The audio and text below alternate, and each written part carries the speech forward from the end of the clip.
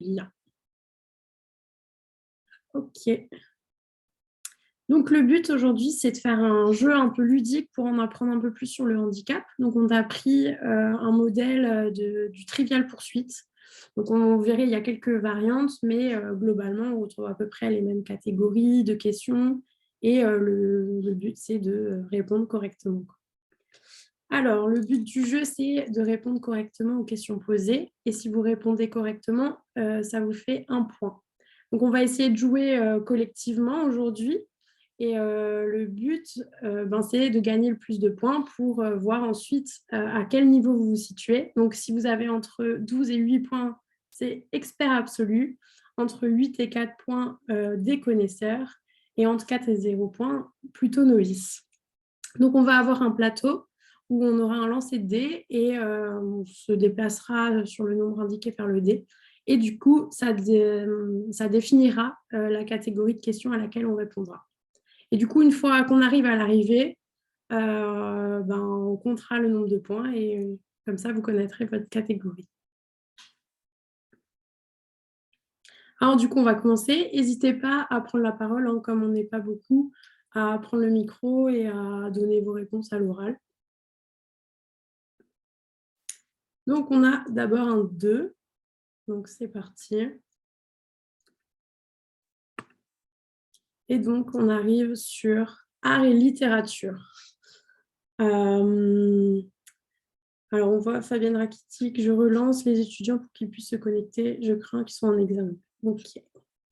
Alors, pendant combien de temps Stéphane Wilshire, artiste peintre autiste, a survolé New York City en hélicoptère avant de peindre le panorama de tête? Alors, 20 minutes, 30 minutes ou 40 minutes?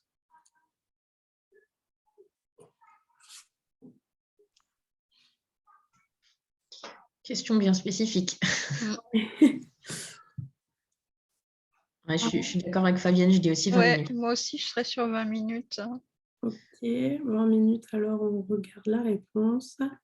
Eh bien, c'était bien 20 minutes. Et donc, il y a eu seulement besoin de quelques minutes avant de dessiner le diaporama que vous voyez là, de tête. Et donc, même le nombre de fenêtres était exact sur son diaporama. Donc, quand même, avec des buildings de New York avec plein de fenêtres, c'est assez un exploit, quoi. Allez, question suivante. Donc, on lance le dé. Et on a un 4. Alors, 4, ça nous amène 1, 2, 3, 4. Alors là, c'est une mise en situation. Donc, c'est une catégorie qu'on ne retrouve pas dans le vrai Trivial Pursuit. Donc, on va vous mettre dans une situation que vous pourriez peut-être rencontrer au travail. Donc, comme par exemple, un collègue réalise souvent des réunions en visio. Cependant, il n'utilise pas son casque et le son résonne dans tout l'open space. Quelles peuvent être les causes de ce comportement? Donc là, je vous invite à prendre le micro pour peut-être expliciter votre réponse. Il peut y avoir plusieurs choses possibles.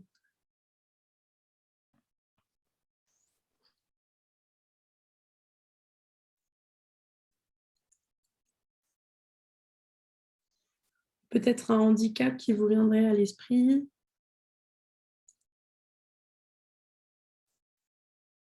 Peut-être le casque n'est pas adapté à un problème de surdité. Quelqu'un veut rajouter quelque chose? Je pense qu'en termes de ce que peuvent ressentir les autres personnes de l'open space, par contre, on peut avoir une incompréhension, effectivement, plutôt un manque de savoir-vivre en communauté, c'est ce qui peut probablement ressortir. Oui, peut-être un peu aussi le fait qu'on pense que du coup, cette personne ne respecte pas, ne fait pas attention aux autres, etc. Et du coup, si ça a un problème de casque, comment est-ce qu'on pourrait résoudre ce problème?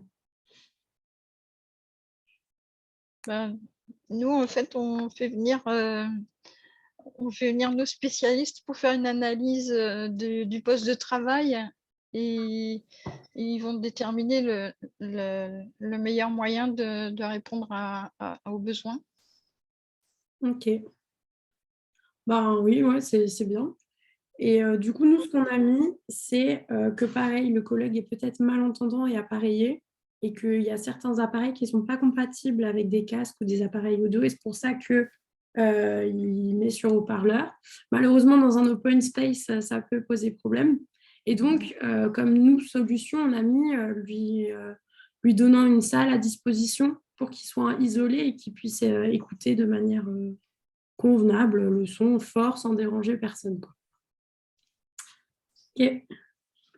Alors, question suivante.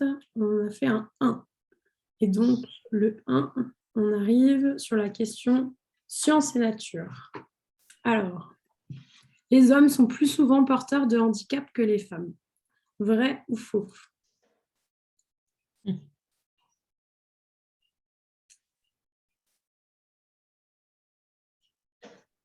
Alors, on a un faux. Moi, je vais dire vrai, parce que s'ils sont sur des métiers, on va dire, plus exposés peut-être aux risques professionnels. Ok. Peut-être Camille Vernet, peut-être pour trancher entre les deux. Moi, je dirais faux. Et ben, la réponse était effectivement faux. La fréquence de handicap est plus élevée chez les femmes que chez les hommes. Donc, à 54%, on a des femmes touchées en situation de handicap. Alors, par contre, explication, ça, j'en ai pas. Peut-être liées à la biologie, etc., physiologie. Ensuite, prochain lancé, on a 5. Alors, juste pour les personnes qui viennent de se connecter, on est un peu en milieu de partie. Le but, c'est de répondre aux questions et à la fin, en fonction du score que vous aurez. Ah, bon, je crois qu'elle ne nous entend plus, la personne. Ah, voilà.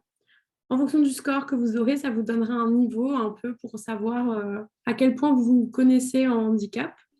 Et donc, on arrive sur différentes cases et différentes catégories de questions. Donc là, 5. Donc 1, 2, 3, 4, 5. Et le jaune, c'est travail.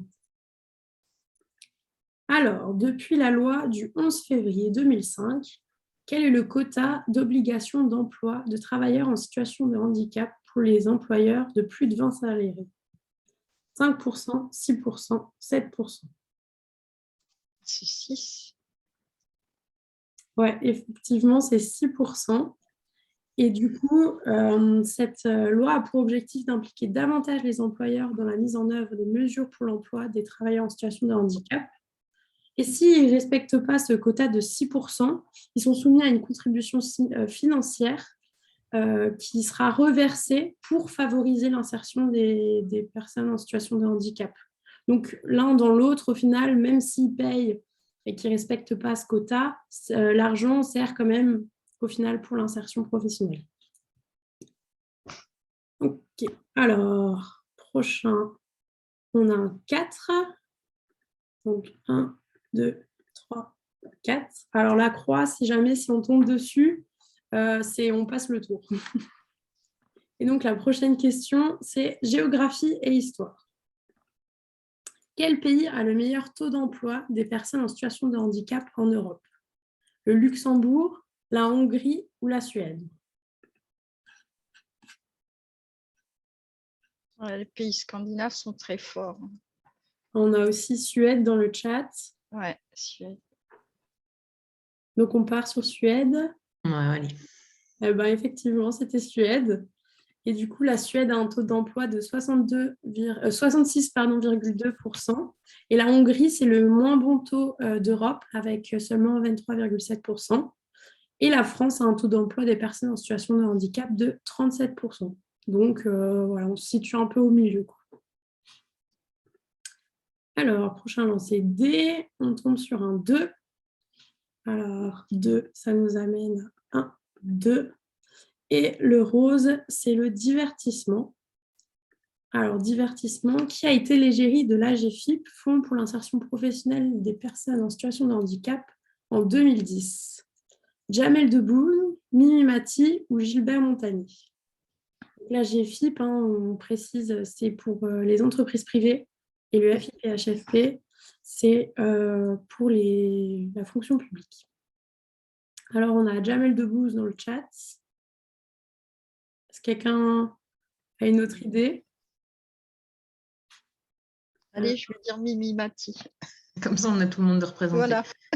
Ouais, voilà. On a aussi un Gilbert Montagnier dans le chat, ok. Eh bien, c'était Jamel Debbouze qui, l'humoriste, joue de la guitare à bras découverts dans la publicité et il chante des fausses paroles de Renaud et de Cabrel, quoi. Voilà. Si jamais elles sont disponibles sur YouTube, si jamais ça vous intéresse, d'aller les voir. Alors, prochaine question. Je note les points aussi au fur et à mesure. 1, 2. Donc, 2, ça nous amène sur sport et loisirs. Alors, quelle est la devise des Jeux paralympiques? Détermination, dépassement et discipline. Plus haut, plus vite, plus fort. L'esprit, le corps, l'âme.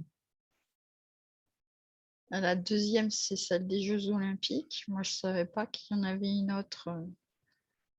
Ouais, en général, c'est peu connu. On en entend moins parler que celle des Jeux Olympiques. Alors, on a la troisième dans le chat. Est-ce qu'on parle là-dessus ou quelqu'un a peut-être un autre pressentiment? Bah, c'est beau. Ça rejoint. C'est dans la même image, je trouve. Ben, effectivement, c'était la troisième. Et donc, les Jeux paralympiques ont leur propre devise. Et ils disent aussi que pourtant, celle des Jeux olympiques standards, plus vite, plus haut, plus fort, reflète aussi l'esprit des athlètes paralympiques. Ok, ben, top, ça vous fait un point en plus. Et donc là, on est à 7 points. Si jamais donc, vous avez déjà le niveau connaisseur. Alors, prochain, 3. Et 3, on arrive sur nouveau géographie et histoire. Alors, quel président américain était en fauteuil roulant? Ronald Reagan, Franklin Roosevelt et Harry S. Truman. C'est Roosevelt. Roosevelt une fois, Roosevelt 2 fois. Eh bien, effectivement, c'était Roosevelt. Et alors, du coup, il existe très peu de photos de Franklin Roosevelt en fauteuil. Seulement 2 fois, il a été photographié. Et il souffrait de poliomyélite. Voilà. Alors, prochain lancer de dés, on tombe sur un 5. 1, 2, 3, 4, 5. Ça sera donc divertissement. Alors, quelle est la maladie invalidante dont est atteinte Lady Gaga? La sclérose en plaques, la fibromyalgie ou le VIH? Ouais, je crois que c'est la fibromyalgie. Ouais, ok, on a 2 personnes sur la fibromyalgie. C'est difficile à dire. Par élimination, je dirais ça aussi. Ok, on vérifie. Effectivement, c'était la fibromyalgie. Alors, l'explication. Elle a déclaré « J'espère attirer l'attention sur ce sujet et rapprocher les personnes qui en souffrent ». Et elle a fait notamment un documentaire, alors je ne sais plus sur quelle plateforme, Netflix, Amazon Prime, etc. Mais elle a fait un documentaire où elle explicite notamment les conséquences de sa maladie avec les douleurs chroniques et à quel point ça l'handicape dans sa vie de performeuse aussi, en concert, etc. Donc, si jamais ça vous intéresse. Alors, lancer de dés, on va faire un 3. Donc, 1, 2, 3. Et c'est nouveau sport et loisirs. À quel sport ressemble la boccia? Au golf, à la pétanque ou au curling? Bon, ça, c'est une question qui peut être difficile si jamais on n'a aucune idée de ce que c'est. Moi, je dirais pétanque aussi. Ouais, moi aussi. Alors, ok, 3 pétanques. Et bien, effectivement, c'était à la pétanque. Ça vous fait un point supplémentaire. Et alors, voilà à peu près à quoi ça ressemble. Et du coup, la boccia peut être pratiquée aussi par des personnes valides et des personnes en situation de handicap. Et donc, ça ressemble à la pétanque. Donc, il positionne la balle comme ça sur cette rampe où il vise, sur le même principe hein, que la pétanque, se rapprocher du cochonnet, etc., avec leur bouche et leur tête, du coup. Un sport assez méconnu. Et du coup, on fait un 1, ce qui nous amène à une mise en situation de nouveau. Alors là, vous avez un jeune collaborateur qui est souvent somnolent en réunion. Il bâille, il fait des micro-siestes, il ouvre la fenêtre et laisse souvent la lumière allumée. Quel peut être le handicap à l'origine de ces comportements?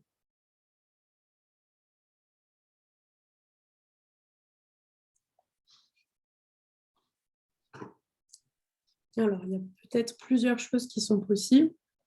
On a narcolepsie dans le chat par Fabienne. Que quelqu'un a une autre idée? Peut-être que vous êtes d'accord avec la réponse qui a été donnée. Peut-être ça peut être aussi lié à complètement autre chose et une médication nécessaire Oui. qui a ces effets secondaires-là. Ouais, totalement possible. Alors, du coup, nous, on avait marqué l'hypersomnie. Alors, ça rejoint aussi un peu la narcolepsie, etc. Mais tout à fait, une prise de médicaments, effets secondaires, c'est aussi quelque chose qui peut être possible. Et du coup, l'hypersomnie, c'est une sensation d'épuisement plus importante que la moyenne, avec une somnolence diurne excessive. Et du coup, les personnes, en général, ils essaient de se stimuler grâce à l'environnement, notamment via la lumière, en mettant une lumière peut-être un peu plus agressive que la normale, ou en ouvrant les fenêtres pour que le froid les réveille, en faisant aussi des pauses plus régulières, en se levant, en se dégourdissant les jambes. Et donc, ça peut aussi passer par les collaborateurs, les collègues, etc., comme des comportements un peu dérangeants. Je ne sais pas si là, il fait froid. Bon, avec le Covid, on est obligé d'aérer maintenant, mais ça pouvait être dérangeant. Ou même la lumière, ça peut poser des problèmes. Mais voilà. Alors, enfin, un 2. Et le 2, on est nouveau sur art et littérature. Alors, une personne aveugle ne peut pas jouer dans un orchestre car elle ne peut pas voir le chef d'orchestre. Alors, votre avis est vrai ou faux? C'est faux. Ben, effectivement, c'était faux. Alors, en 2019, alors, je ne suis pas sûre de le prononcer correctement, mais Van Hacht Motassian, un luthier, a créé une baguette qui convertit les mouvements du chef d'orchestre en vibration. Donc, du coup, maintenant, c'est même possible pour les personnes aveugles de ressentir les gestes de la baguette et donc de suivre comme ça le maître d'orchestre. Donc là, vous avez une photo de la baguette vibrante. Alors ensuite, 4. Et là, on arrive à l'arrivée. Donc à l'arrivée, vous avez les 12 points. Et on va faire quand même une petite question bonus qui va compter pour 2 points, celle-ci, si vous trouvez la réponse. Alors, ça sera pour la catégorie travail. Alors, quel est le pourcentage d'entreprises satisfaites de leurs employés en situation de handicap? 75%, 87% ou 93%? 93. Je mets 87. Alors, on a 2,87, 1,93. Ah, 2,93 maintenant. Donc, vraiment 50-50. Et en fait, c'était 93%. Ouais. Donc, vraiment, la grande majorité des entreprises sont satisfaites de leurs employés en situation de handicap. Donc, c'est peut-être des chiffres qui peuvent surprendre quand on est employeur, puisqu'il y a toujours un peu cette réticence, ces stéréotypes d'incompétence, notamment des travailleurs en situation de handicap. Et au final, on voit que ce n'est pas le cas. Et donc, comme je viens de le dire, il y a encore beaucoup d'employeurs qui ont des craintes à l'embauche de collaborateurs en situation de handicap. Donc, peut-être que leur présenter ce chiffre aussi, c'est un moyen de les rassurer. Et donc, voilà. Et donc, vous êtes des experts absolus du handicap, puisque vous avez eu les 12 points directement. Même pas besoin de la question bonus pour les points qui comptent double. Donc, franchement, bravo à vous. Vous gagnez malheureusement pas un voyage aux Maldives, etc.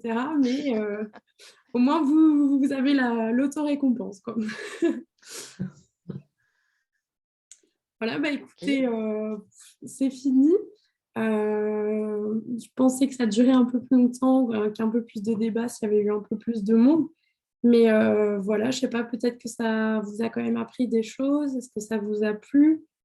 Qu'est-ce que vous en avez pensé, histoire de faire un petit retour? Je trouve que le format ludique est très sympa et se prête très bien effectivement à une animation comme celle-ci. Et puis, on apprend toujours des choses. Donc, très bien, merci beaucoup. Et moi aussi, j'ai vraiment apprécié. Alors, bon, c'est dommage qu'il n'y ait pas plus de monde parce que ça permet aussi de se rencontrer entre acteurs sur les questions du handicap. Mais vraiment, chapeau d'avoir organisé ça. Merci beaucoup. Alors, si jamais aussi, on va imprimer ce jeu en format réel, donc avec des vraies cartes, avec un vrai plateau. Et c'est possible qu'on intervienne aussi dans vos équipes, dans vos entreprises, pour sensibiliser. Donc, ça peut être juste le jeu, ça peut aussi après être accompagné d'un support avec un PowerPoint pour parler d'autres choses. On a aussi pour objectif d'accompagner ce jeu d'un étudiant en situation de handicap qui pourrait venir peut-être témoigner de ses expériences professionnelles, des aménagements qui ont été mis en place, etc. Donc, si ça vous intéresse, vous avez les contacts ici sur le diapo. N'hésitez pas à nous contacter si vous souhaitez qu'on intervienne quelque part, à un moment donné, peut-être pendant la SEPH aussi. Je sais qu'il y a pas mal de choses qui se font comme ça. Donc, voilà. Bah, écoutez, merci à vous. Et comme dit, on mettra le replay sur la chaîne YouTube si jamais vous voulez l'envoyer à des gens qui n'ont pas forcément pu se connecter. Alors, très intéressant, ludique, intéressant et instructif. Donc, merci. Et puis, je me permets aussi, Natacha, c'est Fabienne Rakiti, félicitations parce que tu l'as très bien mené. Je trouve que pour le coup, certainement les deux formules présentielles et à distance fonctionnent très bien.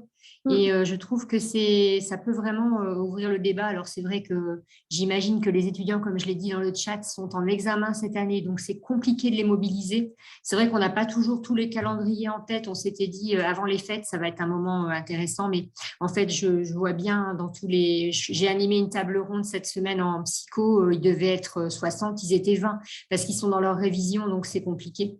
Alors, voilà, c'est jamais l'idéal. Hein. On n'a jamais de timing idéal, mais c'est sans doute pour ça. Et puis, je trouve que c'est vrai que si d'autres entreprises ou employeurs participent, ça peut vraiment créer, si on est plus nombreux, un vrai débat entre étudiants et employeurs, en tout cas à refaire. Sous ce format-là, je trouve que c'est pas mal. Oui, c'est vrai que mélanger employeurs et étudiants, ça permet aussi de confronter les représentations, etc. Ça aurait été intéressant. Mais bon, dommage, peut-être une prochaine fois. En tout cas, tu es un bon maître du jeu. Merci.